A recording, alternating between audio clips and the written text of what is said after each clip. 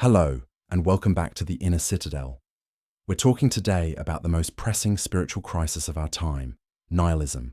Not the loud, angry, teenage rejection of authority, but the quiet, daily erosion of meaning that affects thoughtful adults. It's the feeling you get staring at your to-do list, wondering, why am I actually doing this? It's the background hum of anxiety that says, none of this really matters in the grand scheme. It's the vague sense of guilt after success, or the deep, cold exhaustion that no amount of sleep seems to fix. Philosophers like Friedrich Nietzsche predicted this crisis over a century ago. He saw the inevitable collapse of religious and moral foundations and asked, when the absolute truths are gone, how will humanity find the will to live? Writers like Franz Kafka illustrated what it feels like to live inside this prediction, to be trapped in an absurd, bureaucratic system that operates entirely without soul or compassion. The cure for this existential exhaustion is what we seek. It is simple in its core concept, but it demands immense courage and a radical change in perspective. It requires us to stop looking for meaning out there, in our titles, our bank accounts, or our social approval, and start building it in here, within the fortress of our own consciousness. The two fronts of the nihilistic trap, the diagnosis. Nihilism is not just a philosophy. It is a psychological state that infects us on two primary fronts, the systemic and the cosmic. We must understand these two traps before we can plot our escape. The systemic trap, the Kafkaesque nightmare. The systemic trap is the feeling of being a cog. This is the world of Franz Kafka. In Kafka's world, the individual is always struggling against an enormous, indifferent, and illogical structure. Think of Joseph K. in the trial. Arrested and slowly condemned by a court he can never locate, for a crime he is never told. This isn't just a metaphor for bureaucracy, it's a perfect depiction of the feeling of modern alienation. We live in a world of endless paperwork, corporate speak, algorithmic scheduling, and mandatory meetings that feel utterly disconnected from any human purpose. You work hard, you follow the rules, yet you sense that the effort is ultimately meaningless. The system itself has lost its soul. It demands your time and energy, but offers no inherent validation. This trap generates a specific kind of internal nihilism, burnout. You are expending precious psychic energy on values that are not your own. The guilt you feel is not moral guilt, but existential guilt. The guilt of betraying your own potential by conforming to an absurd and arbitrary structure. You are participating in a lie, and your soul knows it. The system is designed to keep you busy, not meaningful. The modern individual is perpetually running toward a destination that doesn't actually exist, and their life energy is drained in the process. To cure this, we must shift our locus of value. We must recognize that the system is a stage, but our performance is for ourselves, not for the nameless, faceless castle or court of external expectation. The cosmic trap, the Nietzschean abyss. The second, deeper trap is the cosmic one, predicted by Nietzsche. Nietzsche famously declared that God is dead, meaning the absolute, shared, universal values that once provided humanity with a pre-written script for life had collapsed under the weight of scientific rationality and historical inquiry. When the old foundations crumble, we are left staring into a void. We feel lost because we have lost the map. This is not about religion. It is about authority. If no external authority can tell us what is absolutely right, what is truly good, or why we should bother, then why should we bother? The default response to this void is to replace the dead God with smaller, weaker idols, consumerism, celebrity worship, political tribalism, or the endless pursuit of pleasure and comfort. But these idols are shallow. They provide temporary distraction, but they cannot bear the weight of a truly examined life. Nihilism is not the moment the truth dies. It is the moment we realize the truth has died, and we haven't built anything to replace it. It is the gap between the loss of the old values and the creation of the new ones. It is in this void that true human struggle begins. We can't solve this by retreating into nostalgia or by simply reading more self-help books. We have to address the root, the lack of an inner compass, a core sense of direction and purpose generated entirely from within. The Jungian prescription, the meaning generator. The cure starts not with philosophy, but with psychology, specifically with Carl Jung's understanding of the psyche. Jung showed us that when the world loses its meaning, we must seek it in the deepest and most undeniable part of the human experience, the soul. The simple cure is this: you must stop running from yourself and courageously integrate the shadow.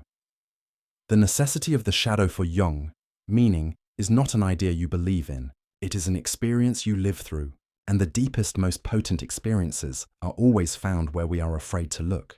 This is the realm of the shadow, the accumulation of all the unwanted, suppressed, dark, and chaotic aspects of our personality. The nihilist often fears their own shadow because they believe their darkest impulses prove their worthlessness. They project their inner conflict onto the world, seeing meaninglessness and depravity everywhere. But Jungian integration reveals the truth. The shadow is not a void. It is energy. It contains the repressed creativity, the powerful will, and the life force that the conscious ego deemed unacceptable. The transformation of conflict. When you stop fighting the shadow and start engaging with it, when you recognize that your inner pain and chaos are necessary elements of your wholeness, meaning rushes in. Why? Because you are no longer fragmented. You are no longer wasting energy policing yourself. You reclaim the immense power previously dedicated to repression. The feeling of being whole is in itself the most powerful antidote to the feeling of meaninglessness. Purposeful suffering. Jung emphasized that meaning is not a state of perpetual comfort or happiness. It is purposeful suffering. The goal is not to eliminate struggle, but to find a struggle worthy of your life, one that contributes to the unique unfolding of your personality, what Jung called individuation. When you consciously carry your own cross, your personal, psychological burden, it stops feeling like a punishment and starts feeling like a vocation. The cure is realizing that the meaning you seek is embedded in the material of your deepest personal conflict. You have to go into the cave to find the treasure, the value of inner experience. The only source of meaning that cannot be taken away by external systems or cosmic indifference is your inner life. This is the true meaning generator. When the traditional authorities fail, the psyche steps up. The ultimate cure is to treat your inner life, your dreams, your symbols, your moments of intuition, with the highest degree of seriousness. The archetype of the hero. The cure is to step into your own myth. The simplest antidote to nihilism is to realize you are the main character of your life. The nihilist is a passive spectator. The individualist is the hero in their own journey. You have agency to define your own values and direction, and your purpose is to live out the truth that your own psyche is revealing. The Inner Citadel. This entire process is about building that inner citadel, a sanctuary of self-knowledge so secure that no external event, no political chaos, and no philosophical doubt can shake your core sense of self-worth and purpose. The active cure, the Nietzschean action. The final step moves from psychological insight to existential action. If the objective world is meaningless, then you must become the definitive, unwavering source of meaning for your life. This requires taking full responsibility for the void. The simple cure culminates in becoming the ultimate author of your own existence. Reframe the will to power. The concept of the will to power has been widely misused, often linked to brute force or domination. For Nietzsche, its highest expression is the fundamental urge to overcome, to grow, and to define value.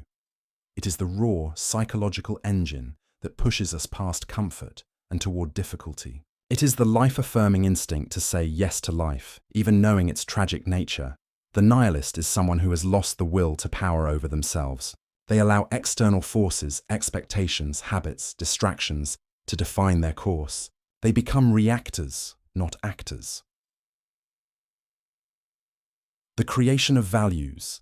The essential action of the cure is to recognize that because there is no universal blueprint, you must create one for yourself. Your values are not discovered in a book. They are forged in the fire of your commitments. The action. Stop waiting for external permission or divine guidance. Ask yourself a ruthless question. What concrete value am I actively creating right now, independent of my employer, my family's approval, or my social media audience? Answering this question and acting on it is the most direct way to dismantle nihilism. Every act of deliberate creation, whether it is a piece of art, a disciplined habit, or a courageous conversation, is an act of declaring this matters because I say it matters. The test of amor fati, loving your fate. This is the final, most profound test against nihilism. Nietzsche gave us the test of eternal recurrence, which demands the ultimate affirmation of life. He condensed this into the phrase amor fati, love your fate. The thought experiment is radical. Imagine a demon creeping into your loneliness and saying, "This life, as you now live it and have lived it, you will have to live once more and innumerable times more, and there will be nothing new in it, but every pain and every joy and every thought and sigh must return to you, all in the same succession and sequence." The nihilist is crushed by this thought. They say, "No, please no. I hate the pain, I regret the past, I curse the monotony. I cannot bear the thought of repetition." This no is the sound of existential despair. The cured person, the one who has fully claimed their inner citadel, says yes to the whole cycle. They affirm their entire life, even the parts that hurt and the parts that they regret. They do not merely tolerate their fate, they love it. Why is this the cure? It replaces regret with necessity. By saying yes to the entirety of your past, you stop seeing your failures as errors and start seeing them as necessary preconditions for who you are right now. This is a profound shift from victimhood to authorship. It declares absolute value. It means you value the totality of your existence so highly that you would wish for its eternal return. This self-generated value is indestructible because it is self-contained.